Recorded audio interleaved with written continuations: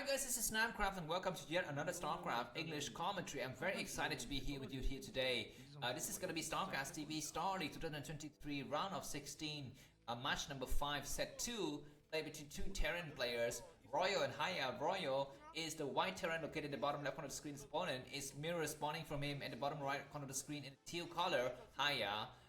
And the map looks like it is Polypoid, the standard map that all of the players really like to play on these days, and also very popular on ladder.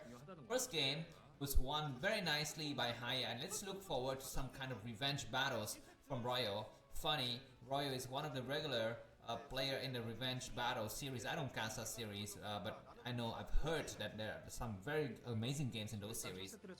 And by the way, I remind you, I only play the games I cast, and I only watch the games I cast. I only cast the games.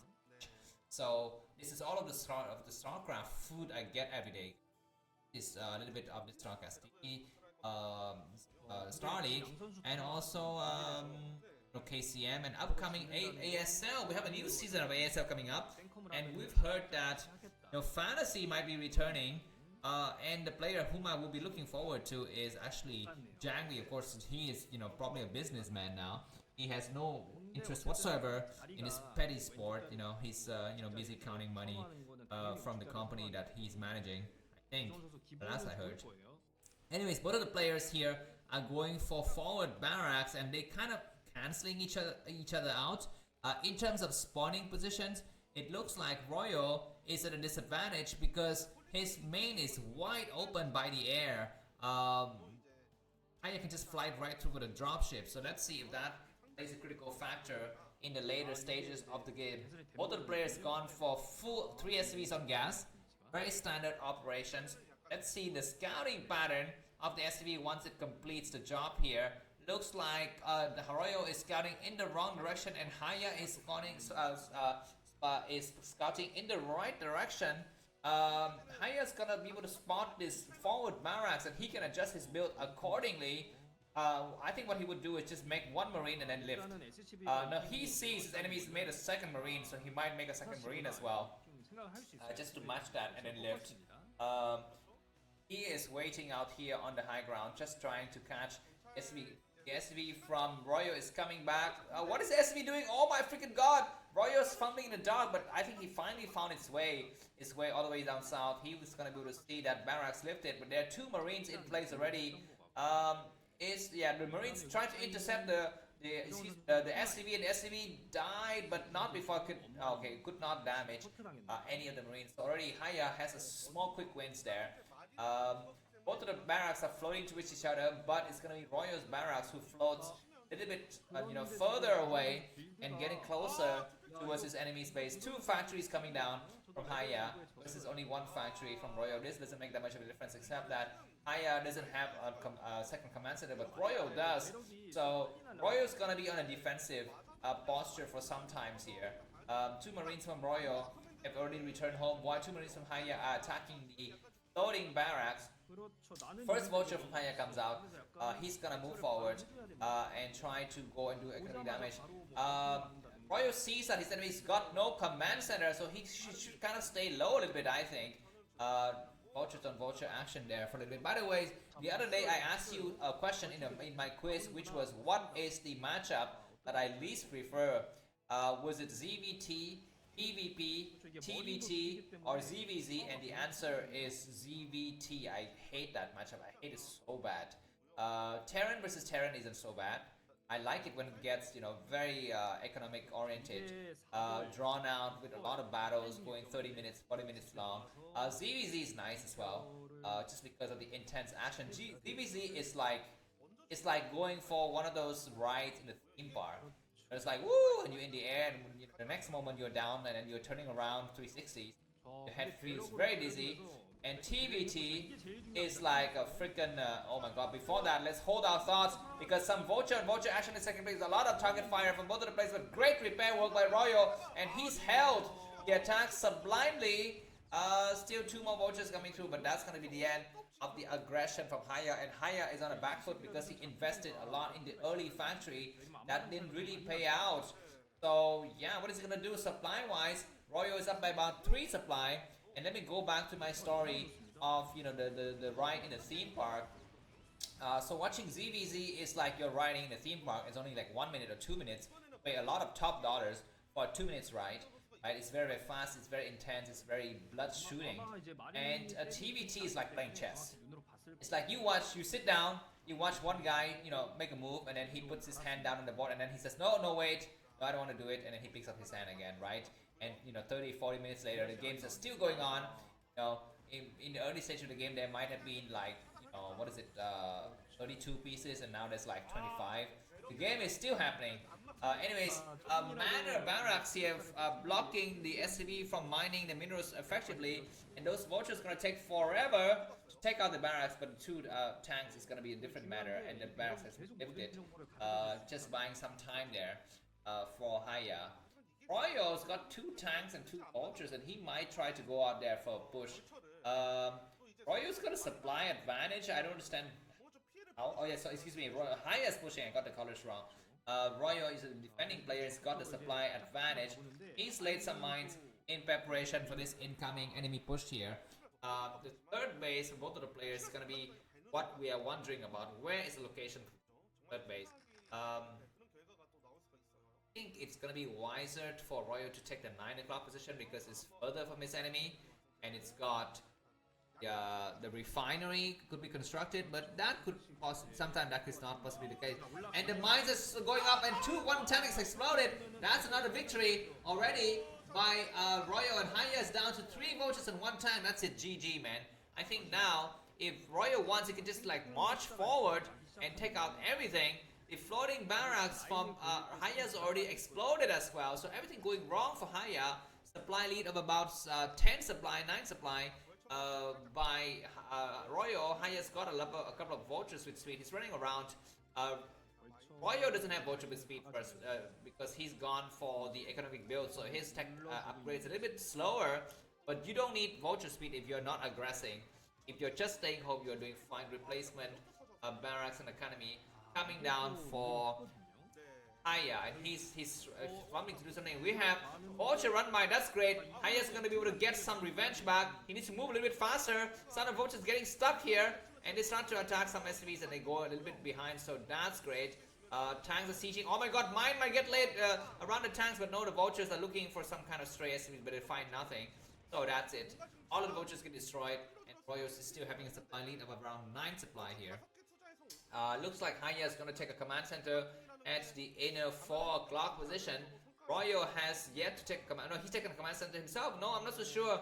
At the inner 7 o'clock position, I see some white stuff building. That might be the command center for Royo. Yeah, that's right. So both of the players are going for mirror image here.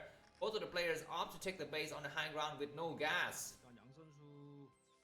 Third factory coming up for Royo, and for Hiya it's just factories for now because building the replacement barracks.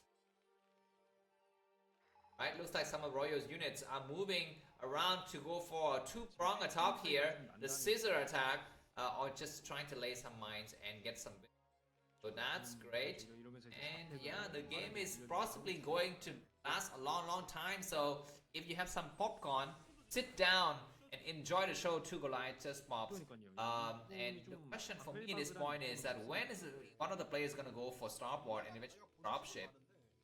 Because yeah, 3 base versus 3 base is fun and all, but we need some more action. Don't make it like a chess game, I would say. Looks like Royo is looking forward to prep the way for his 4th base, vulture on vulture action, and Hiya once again gets pushed back. Royo is ahead now by around 15 supplies, so the supply difference continue to grow. Right, the command centers have been finished by both of the players. Hiya's a little bit slow to move SCVs over there.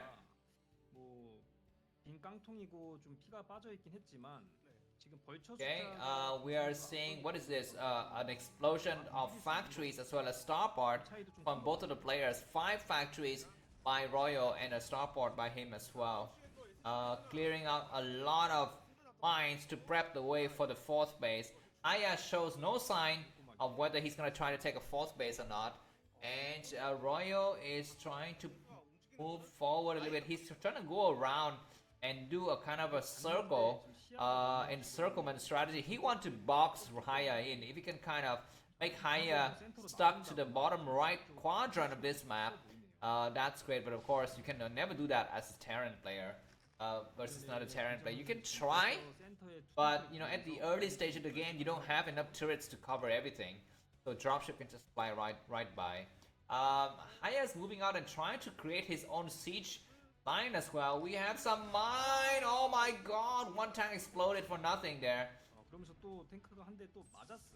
We are seeing the siege position as well for Hiya, and some vultures movement around the map here.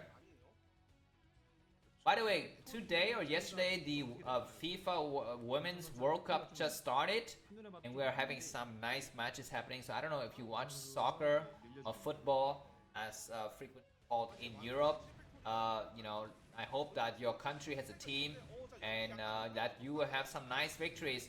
But before that, let's witness this amazing push from Hiya. He's trying very hard. He's got a siege a little bit faster than his enemy. He needs to clear out that mine. That mine is allowed to live. No, that mine was succeeding in the last minute. And Hiya has even up the supply after that nice attack. He's pushed his enemy back. And this area on the high ground, who's going to siege first? Looks like both players are trying to siege. Some vultures are moving through and SCVs are getting pulled. But the siege position is out of reach of the tanks from Royal, but is in reach of the command center. So this base might be falling fast here. So many tanks, and look at the perfect line from Hiya. That line is really nice. The floating barracks arrived just in time as well, and Royal is forced to lift his command center. Hiya is doing a great job of containing his enemy. The game is not yet over, but I'm gonna swing back and give the advantage to Hiya. He's got a very nice coverage of the situation here. Alright, the question is, where is the next base? Because of course 3 base and 2 bases is great, but you will need another base to really, you know, solidify your lead. Nice vulture mines around, and those tanks just exploded. That's a great call and great maneuver by Hiya. He's also repairing some of his weaker tanks. That is a good job, because some of the tank has been damaged from vulture counter attack. Great defensive, you know, pre-sight by Hiya to block this attack, and he's looking forward to take another base. I think he needs to take another base soon. Floating command center going towards the 9 o'clock position. Where's Hiya's next base? I mean, he's got a nice siege position here, but I think now the mission is accomplished. You can even leave, I think, and go and, you know, take a base itself. Looks like he's gonna try to push up the high ground. This might be a mistake. I don't know. Oh my god, what is he? Okay, at least he's gonna try to clear some other areas and to go around just to make sure that he can block his enemy from moving freely with the vultures. We have a dropship coming through. This command center is gonna get taken down. Each line is being drawn here by Hiya. Is he paying attention? We have a single vultures dropping here. That's great. It's gonna take out this SCV building the command center, as well as the other vultures are gonna be going through. Hiya trying a harassment strategy of his own, and he's also taking out some SCV, so that's great. Multiple players are just eye for eye, teeth for teeth here. Where's the dropship? And vultures coming through, and this base is falling like flies. Hiya is a bit too slow to kind of react to what Royal is doing a little bit. Very funny, Royal has, you know, a smaller APM at some point. But anyways, this harassment is finally gonna be finishing here. And a Terran attack from the high ground against the high ground, and a lot of the siege lines from Hiya have exploded. But we have a lot of mines. Is any mine gonna explode? Some crazy mines exploded. But after that battle is over, Royal is once again back to a winning position. He can try to push up a little bit, but he possibly doesn't need to. Hiya's got his new base not yet set up though. He needs to set it up soon. I think that command center is kind of left there. Okay, the command center is finished. So now Hiya is back to 4 bases, and Royal is still on 3.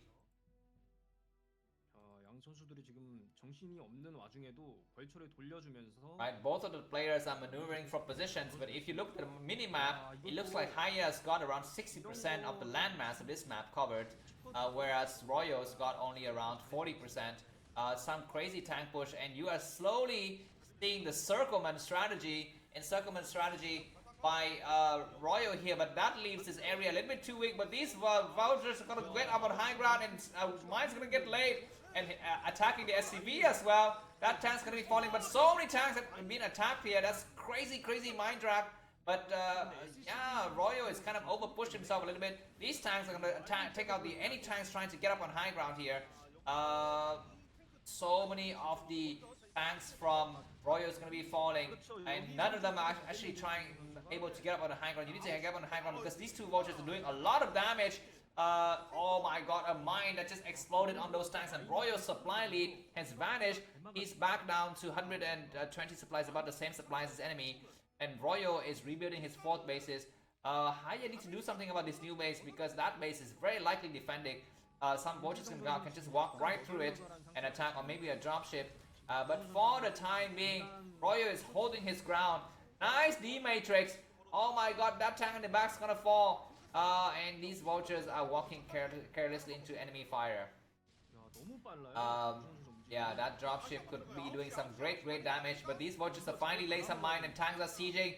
And into the SCV! I don't know! Looks like some vultures try to get on the high ground. Do we have more tanks on the high ground? We do, and the attack is thwarted after that battle. Royo is surging up his supply, 40 versus 94. So even though the two players are on the same amount of bases, I think it's just... Oh my god, this base is being assaulted by some vultures. And this is what I was telling you about. That if you don't, set up some turrets or something like that, and this base would fall very fast. And exactly that has happened. Royo is also very struggling. He needs to find another base soon.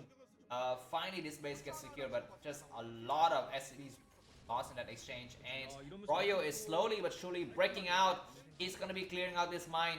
And yeah, he's ready to push forward, man. Royo has a solid 30 supply advantage. He can move forward and just do a frontal attack, I think. But there's a kind of a minefield in this area. Well, I guess that is Royo's mine, so he won't mind. Look at that huge Terran. He's pushing through, +2 weapons upgrade on both of the players, it seems. And Hiya continues to diverse forces toward the north side, but I don't think that's a wise idea. He needs to kind of focus here. This area we need to get solidified because a huge tank push is taking place. So many tanks are coming through, and that nice vulture is buying some time.